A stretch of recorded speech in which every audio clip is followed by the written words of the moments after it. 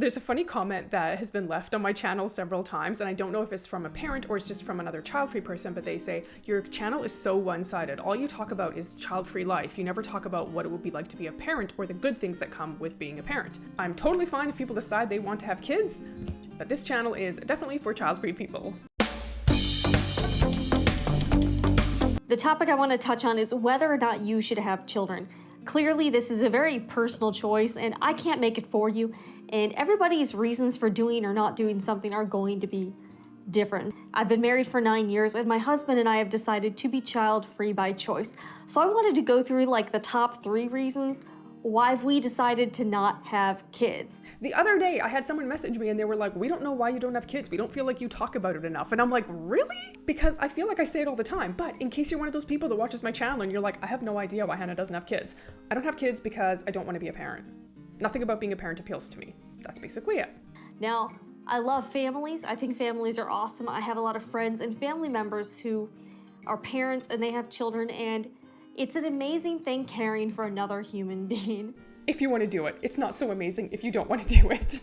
And that's kind of one of the things that really drove my decision. I think to be a parent, it's one of the biggest responsibilities on the planet. Let's get real here. And it's not something you should take lightly. Don't ever think you're taking too much time to think about whether or not you want to have a kid. Take all the time you need. I mean, for us ladies, there is a point where biology kind of makes that decision for us. From what I did for a living, I worked in the news business. I covered a lot of stories where there were really, really bad and terrible things happening to children. And part of this is that they didn't have very good parents.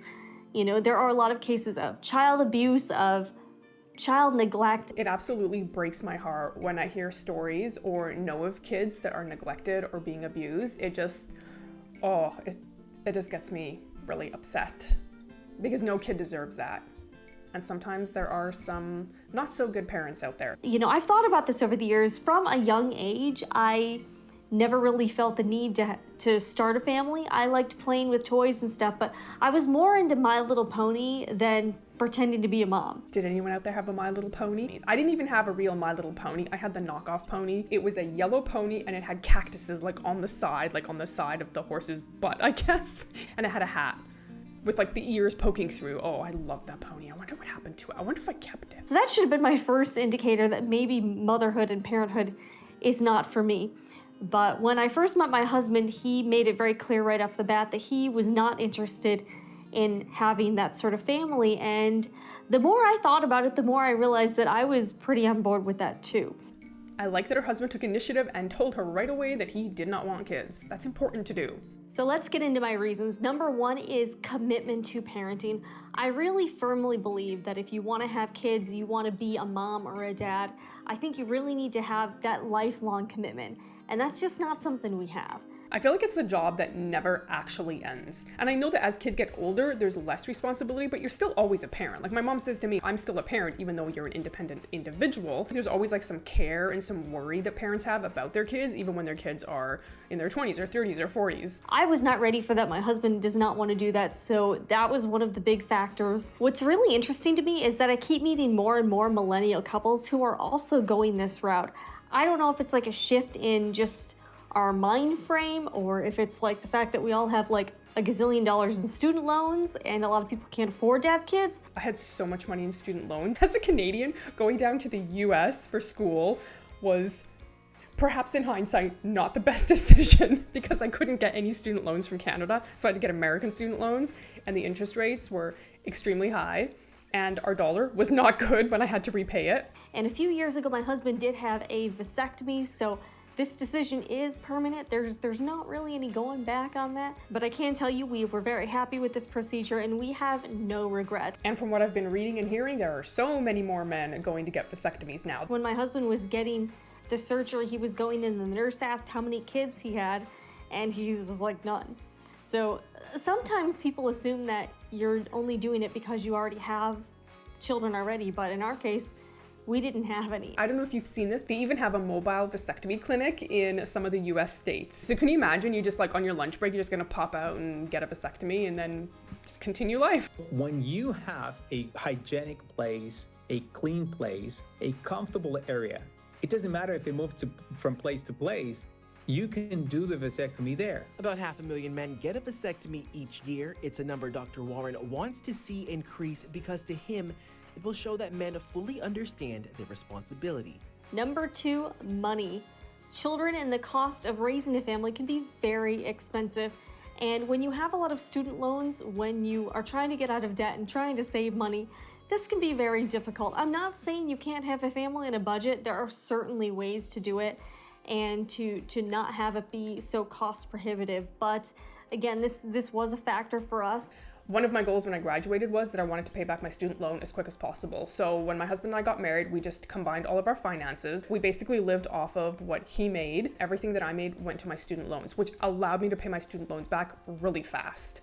Because I think originally they said it was going to take me like 35 years to pay off my student loans if I paid like the minimum amount. And I was like, forget it. I don't want that thing hanging over my head. And plus you have to pay interest on the amount. When you have a huge student loan amount and you're just paying the minimal amount, hardly any of it goes to your principal. So then you end up paying back way more than you even borrowed. If we had had a kid, there's no way that I could have made such massive student loan payments. We would like to do things like retire early, save up and do some real estate deals, and having children would really get in the way of us accomplishing these goals. In fact, I quit my job a few months ago, and if I had kids, I certainly would not have been able to do that. So I feel like in our situation, it was right for us to be able to have these types of freedoms and to be able to make these choices. If they have the flexibility to do that and the financial freedom to be able to do that, I mean, why not? Sometimes people are like, well, if you don't have kids, you need to work full time and you need to work extra hard. Just because people don't have kids doesn't mean people have to be dedicated to a career. And I don't think people should be shamed for that. Number 3, lifestyle and career. My husband and I both have career tracks that really didn't lend itself very well to having a family. I worked in the television news business for 15 years and he works in the restaurant industry. Both businesses not known for a lot of vacation time, lots of crazy and unpredictable schedules, and not a lot of work-life balance for the most part. I feel like there's so many jobs that are not set up for good work-life balance. And this is something that I have had to learn.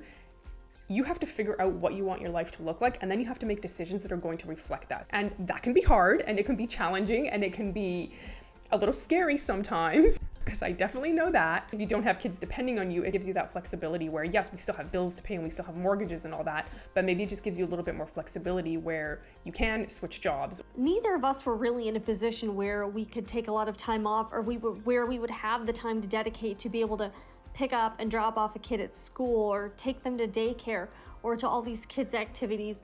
And honestly, we didn't want our lives to be like that. So that's another factor for us not having kids. I know a lot of people love doing that, and that's totally cool. I have many parent friends. When I hear them talking about like every weekday there's something and then every weekend there's like sports games or all these things, I have such a hard time, and again, this is because I don't want kids. I just have such a hard time seeing that that is a life I would like to live. I'm such a homebody. I love being at home. We paid a lot of money for this. I was like, I'm gonna spend all the time in it that I possibly can. But to parents who love that and love the hustle and the bustle of bringing their kids all over the place and giving them all the opportunities, go right ahead. It's just not for us. Now, if you're feeling alone out there, or if you're not sure, if you're on the fence, definitely take some time and think about what you want your life to be like in the future. And again, this is something that only you can decide for yourself. So don't let your parents, don't let your friends or your family members try to make up your mind for you or tell you, oh, you're gonna change your mind, because maybe you won't, maybe you will. People are getting more and more confident to speak out about being child-free, and that's a really good place to be. Now, one of the comments that you probably get all the time, because I've got it all the time, and I still do get it, is that people say to you, you're going to regret your choice to not have kids. It's a fear tactic that people use to try and get us to have kids. And I can tell you there are a lot of reasons that you do not have to be worried that you're going to have regrets. Check that out right here.